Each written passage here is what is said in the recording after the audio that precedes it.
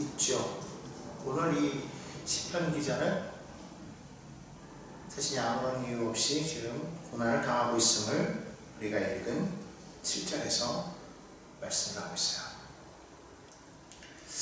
우리가 그럴 때 사실 혼자라고 생각할 때 얼마나 마음이 외롭고 힘들까요?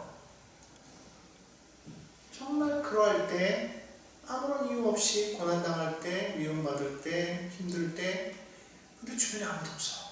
내 편이 되어줄 사람 아무도 없을 때 아마 그때가 가장 힘들 때가 아닐까. 여러분 어떻습니까? 여러분 주변에 여러분을 이해해주고 도와주는 사람이 있어요? 그런 사람이 있다면 정말 행복한 사람이라고 저는 생각을 합니다.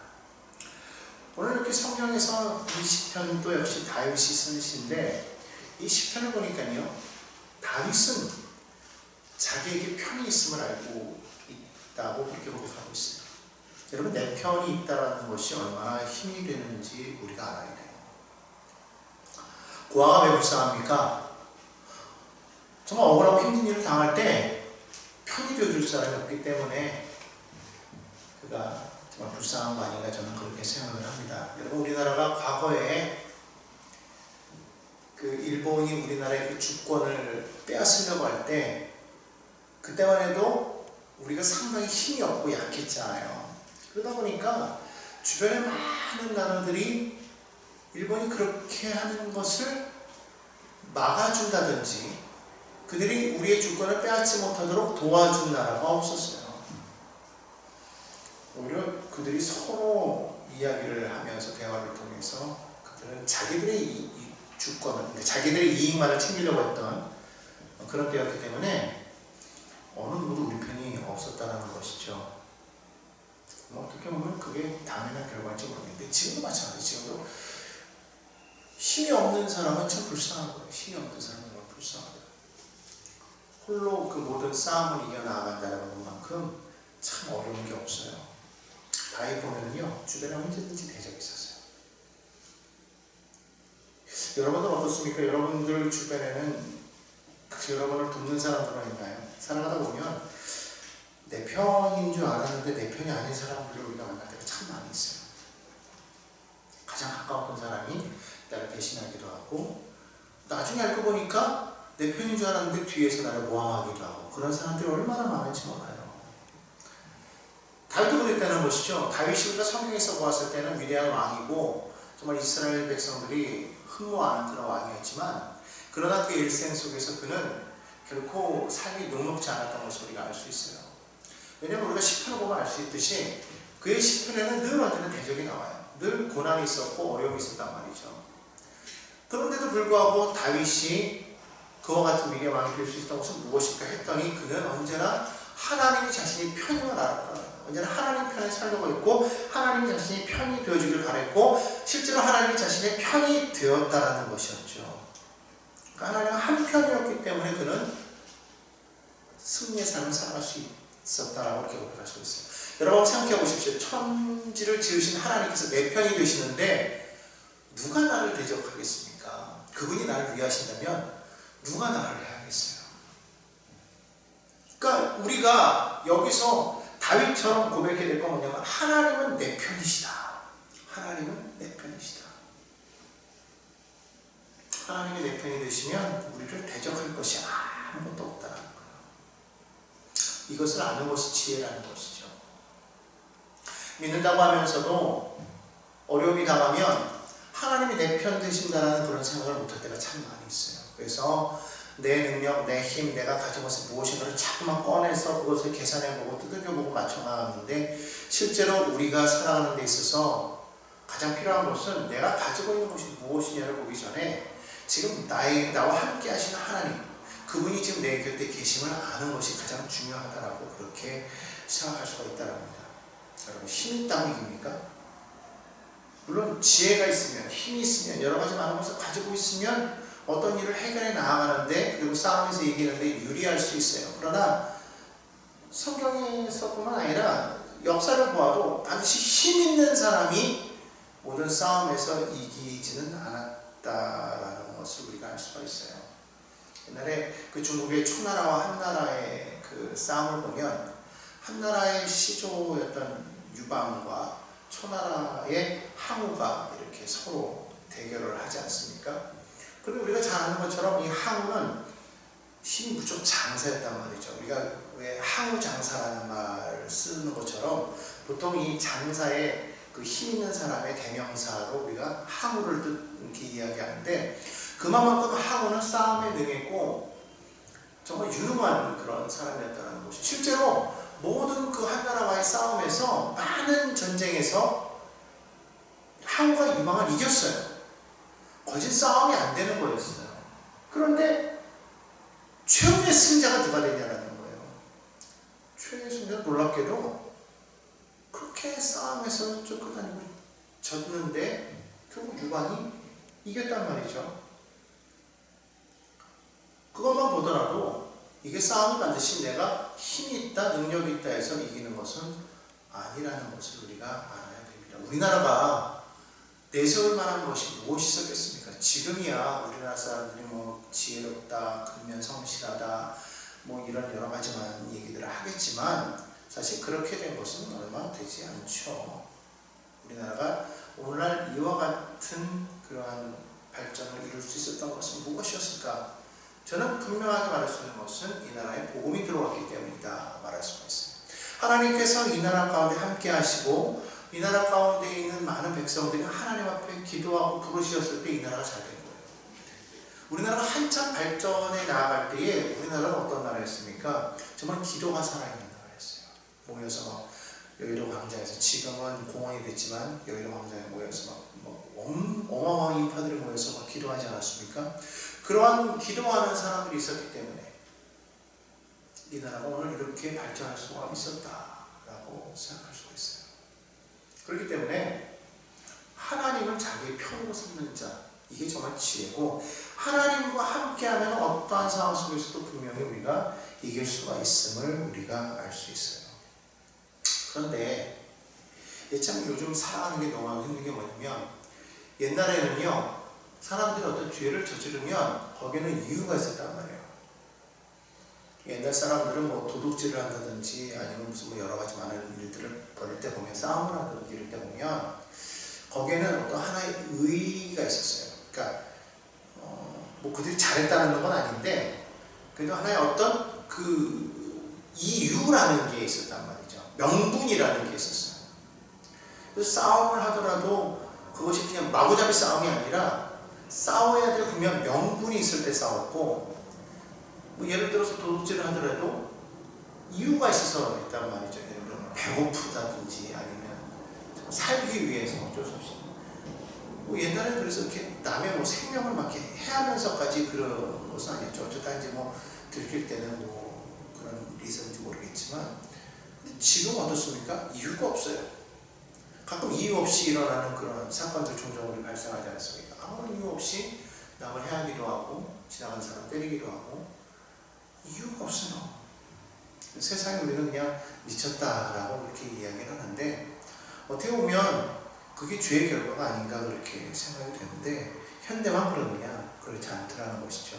오늘 다윗의 고백을 보면 그 당시에도 아무 이유 없이 까닭 없이 괴롭히고 미워하는 사람들이 있었다고 그렇게 말을 하는 거예요. 오늘 우리가 읽었던 7절에 그렇게 나와 있지 않습니까? 그들이 까닭 없이 나를 잡으려고 그들의 그물을 웅덩이에 숨겼대요. 까닭 없이 내 생명을 해하려고 함정을 팠다고 그렇게 말을 합니다. 아무 이유가 없어요. 그냥 미워하는 거예요.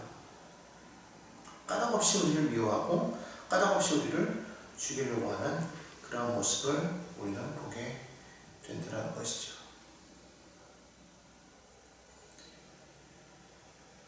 이 이유를 알면 우리가 고백에 대처할 수 있는데, 아무 이유 없이 그런 고난을 당할 때, 그것이 그냥 사람들에 의해서만 이루어지는 것이 아니라 세상에 돌아가는 여러 가지 많은 일들을 보면 왜 이것이 이러한 어려움이 고난이 우리에게 닥쳤을까 우리가 이야기할 때가 많이 있잖아요.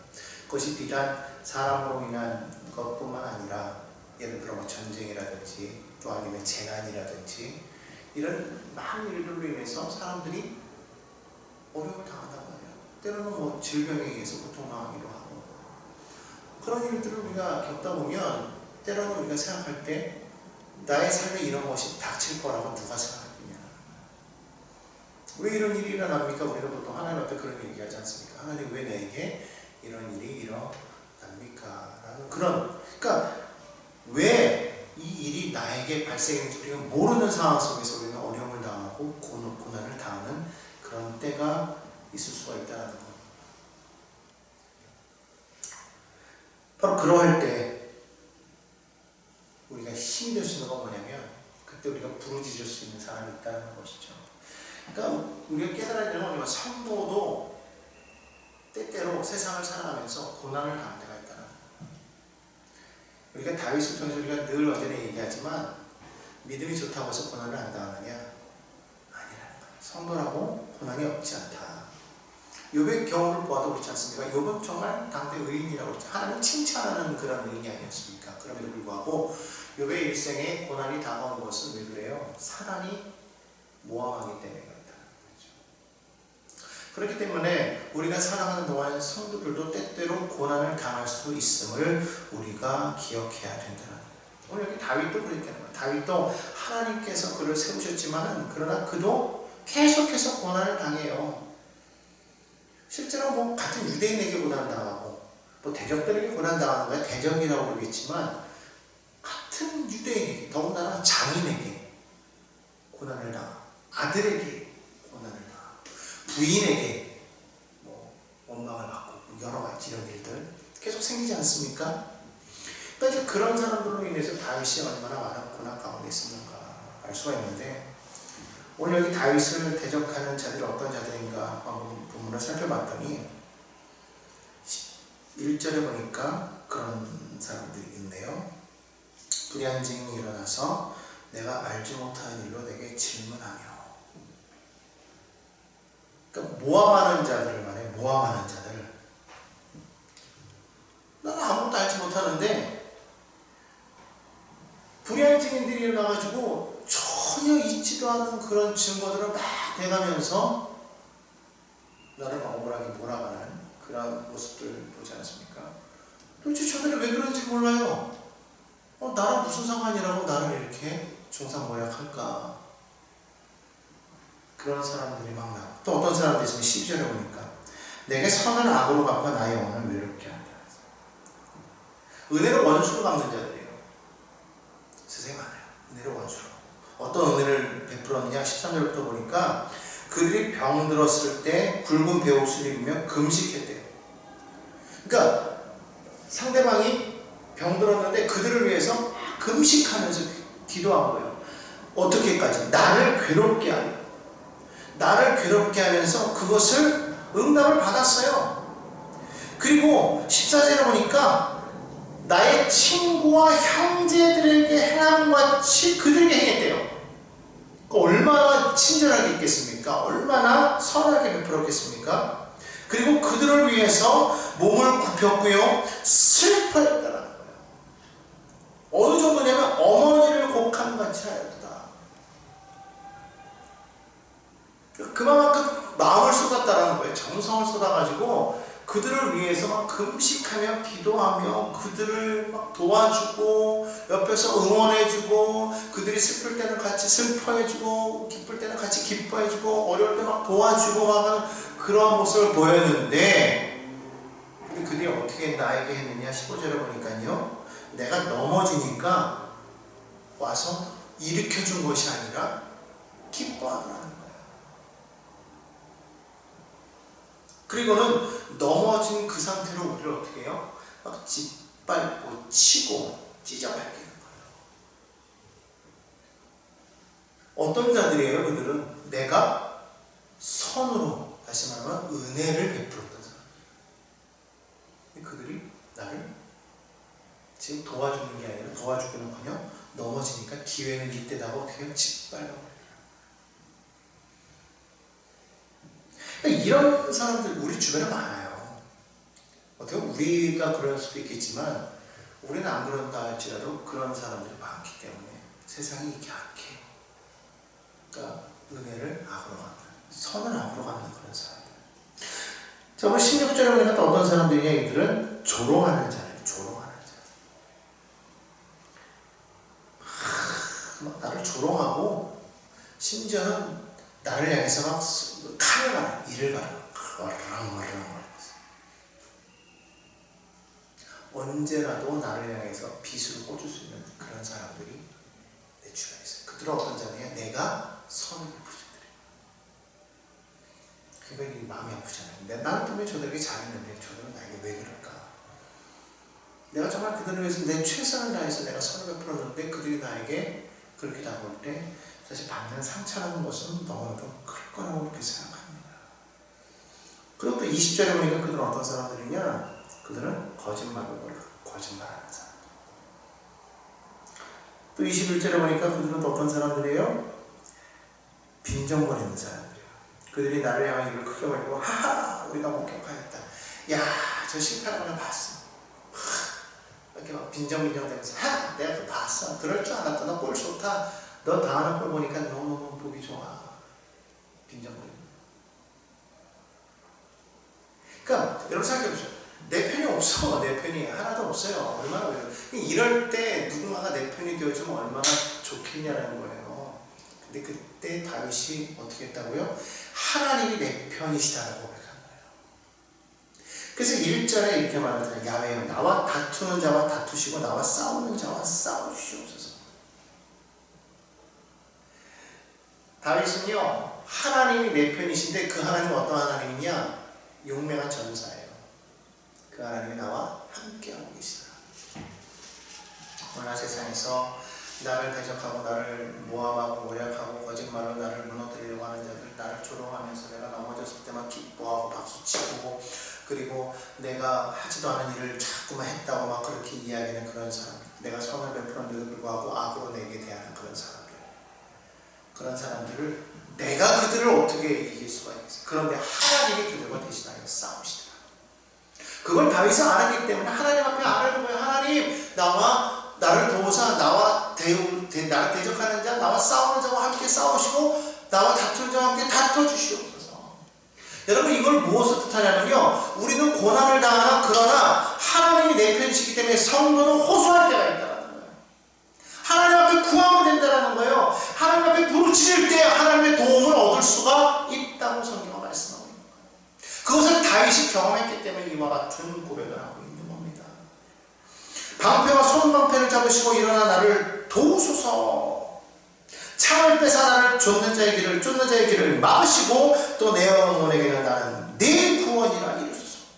다윗은 내 스스로가 나를 구원할 수 없는데 하나님 앞에 구하였더니 하나님이 나를 도우사 나를 구원하시도다 고백하고 있어요. 여러분 지금 우리가 정말 절망 가운데 어려움 가운데 지금 우리가 고통 가운데 처해 있어요. 어떡할 수가 없어요. 사방이 나를 대적하고 사방으로 우겨싸임을 당하였어요. 그러나 우리가 우겨싸임을 당하였어도 우리는 쌓이지 않아요. 핍박을 받아도 버림받지 않는다고 했어요. 거꾸로 틈을 나가도 망하지 않는다고 말하고 있어요.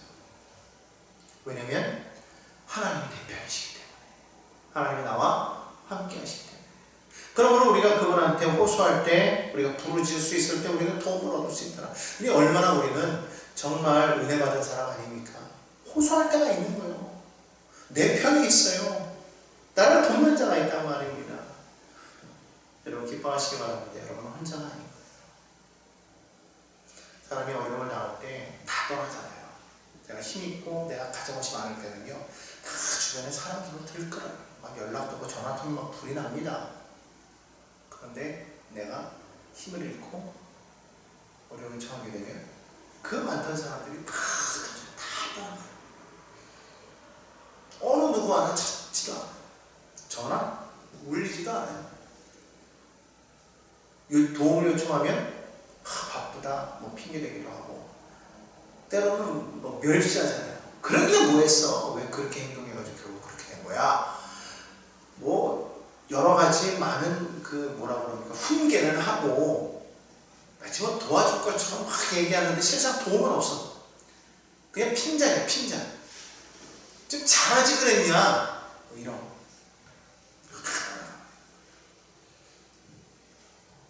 그래서 결국 우리는 믿을 때가 사람이 아니에요.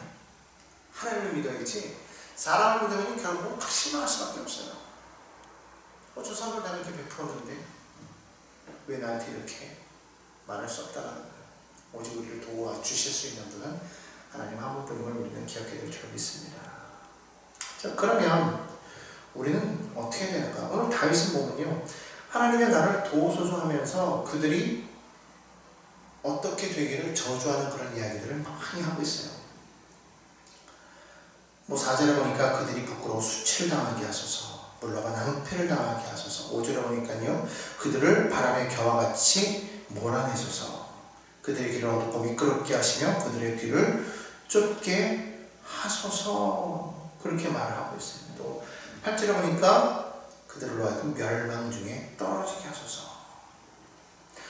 멸망 중에 떨어질 때 멸망이 순식간에 그들에게 닥쳐요. 순식간에. 멸망은 순식간에 온다는 것이죠. 멸망이 기다리고 있다가 어느 날 예고하고 오는 게 아니라 멸망이 갑자기 오는 거예요. 그런 것을 주라는 거예요. 24절에 보니까요, 내가 그렇게 고난 가운데 있는 것 때문에 저들이 기뻐하지 못하게 하소서. 그러면서 26절에 뭐라고 말합니까?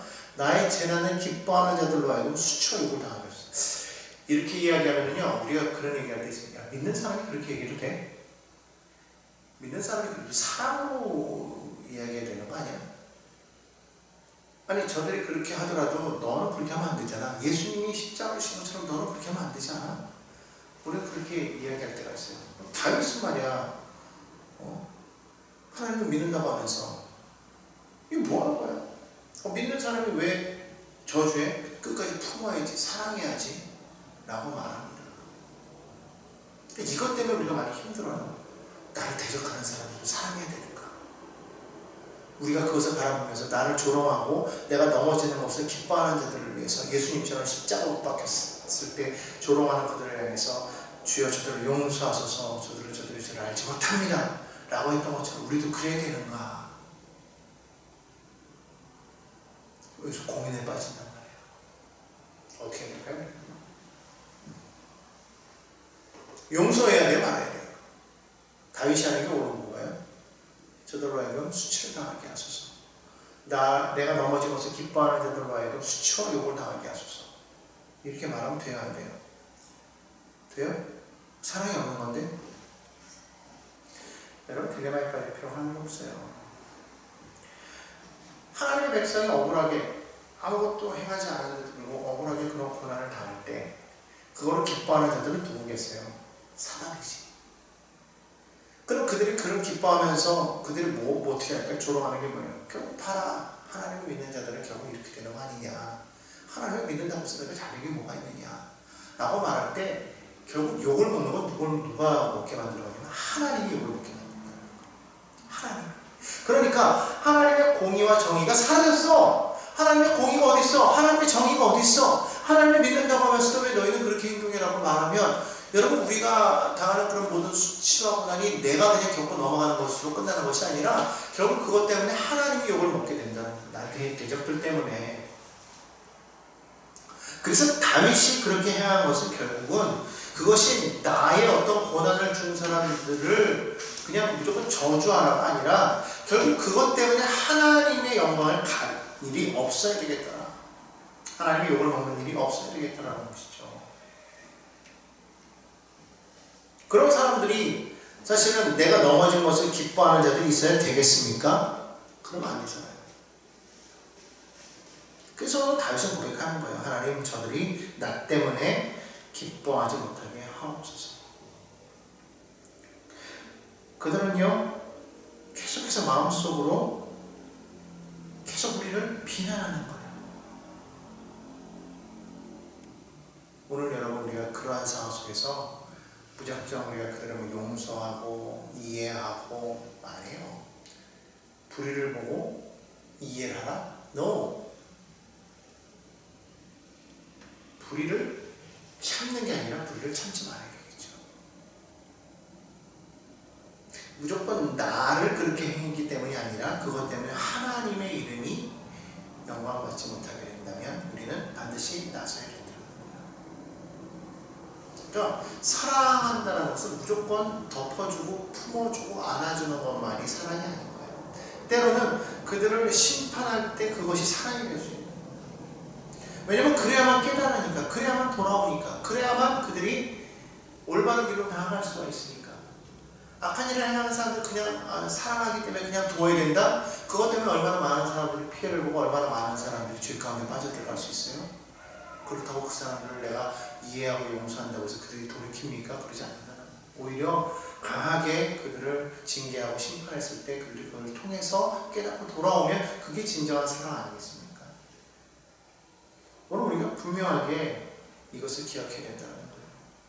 그들이 그렇게 하는 것을 보고 야, 악한 사람들이 저렇게 행해도 잘 사는구나. 그렇기 때문에 우리도 그렇게 살아야 되겠다. 여러분, 그렇게 사람들이 생각하게 된다면 되겠습니까? 성도가 아무리 사람으로 덮어주면 뭐합니까? 세상 사람들은 계속해서 그렇게 잘 되는데 이걸 바라보면서 사람들이 믿는다고 해가지고 선하게 살 필요 없어.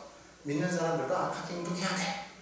믿는 사람들이라고 해서 그냥 무조건 저거 할 필요 없어 라고 그렇게 말하게 된다면 안 되는 거 아니겠어요? 믿는 사람은 저들은 그렇게 돼서 저들은 하나님의 심판하소서라고 말할 수 있지만 그럼에도 불구하고 우리는 어떻게 됩니까? 끝까지 우리의 선함과 의로움을 지켜 나아가야 되는 거 아니겠냐는 거예요. 그걸 통해서 많은 사람들이 하나님을 찬양할 수 있도록 그렇게 행하는 것, 그것이 성도가 해야 될 일이다라고 저는 그렇게 생각을 합니다. 오늘 우리는 때로는 이 세상의 모든 불의에 대해서 이것도 다 하나님이 행하신 일이야라고 그냥 그렇게 생각하고 그냥 묻어버리고 맡겨버리고 이런 삶을 살아가서 안 되고 하나님 앞에 우리는 불을 지을 수 있어야 돼요. 세상의 불의를 바라보면서 하나님 정말 이와 같은 그런 불의가 이 땅을 판치지 못하게 하옵소서 우리 기도해야 될 줄로 믿습니다. 왜냐하면 그 하나님 어떤 분입니까? 10절과 10절에 보니까 그렇게 말해요. 가난한 자를 강한 자에게서 건지시고 가난하고 고집한 자를 노력하는 자에게서 건지십니다. 오늘 그렇기 때문에 이 세상의 모든 연약하고 힘들고 나약한 사람들이 고난을 당할 때 하나님이여 저들을 구원하시고 건지시옵소서 라고 기도하면서 세상의 모든 불의를 향해서 하나님 저들이 멸망당하게 하옵소서 우리는 기도해야 된다는 거예요. 그것이 잘못된 것이 아니라 세상의 모든 불의를 바라보면서 그것을 놔둘 필요는 없다는 것이죠. 왜냐하면 그래야 하나님의 공의가 이 땅 가운데 온전히 설 수 있기 때문이라는 것입니다. 싸워야 되느냐 싸우지 말아야 되느냐 무조건 싸우지 않고 그냥 평화만을 주장하는 것이 그것이 올바르다 아니요. 진정한 평화는요 내게 힘이 있을 때 그것을 가져올 수가 있어요. 내가 뭘 힘이 없는데 어떻게 그렇게 할 수가 있겠습니까? 그렇기 때문에 우리 하나님은 강하시대요. 그 하나님을 의지하고 정말 하나님의 사람들이 이 땅 가운데에서 불의로 인하여 멸망당하지 않도록 억울하게 아무 까닭 없이 미움당하거나 아무 까닭 없이 해함을 당하거나 아무 까닭 없이 상함을 당하는 일이 없도록 하나님이여 저들로부터 나를 건져주시고 하나님 그러한 저들을 하나님께서 멸하여 주옵소서 기도할 수 있어야 돼요. 아무 까닭 없이 그냥 미움받으면 아무 까닭 없이 고통받으면 이거는 믿음의 사람들이 받는 고난이야 이렇게 말하면 안 된다는 거예요. 믿음의 사람들이라고 무조건 고난 받아야 되느냐? 여러분 이건 잘못된 생각이에요. 믿음의 사람들이 왜 이유 없이 고난 받을 이유가 어디 있습니까? 뜻없이 고난 받을 필요 없어요. 뜻없이 무릎 꿇을 이유가 없습니다. 예수님 때문에 우리가 예수님을 위하여서 때로는 그분의 그 복음을 전하기 위하여서 그러다가 정말 어떤 고난을 당하는 어떤 그런 거는 있을 수가 있겠지만 아무 이유 없잖아요. 아무 이유 없이 괜히 그냥 믿는 사람이라고 멸시한다든지 믿는 사람들이라고 그냥 우리가 교회가 무너지길 바라고 교회가 안 되는 걸 기뻐하고 그런 걸 바라보면서 그냥 그건 우리가 잘못해서 그래 세상을 이해해야 돼 그럴 필요 없다는 거. 우리가 잘못한 것은 우리가 회개하고 고쳐나가야 되겠죠.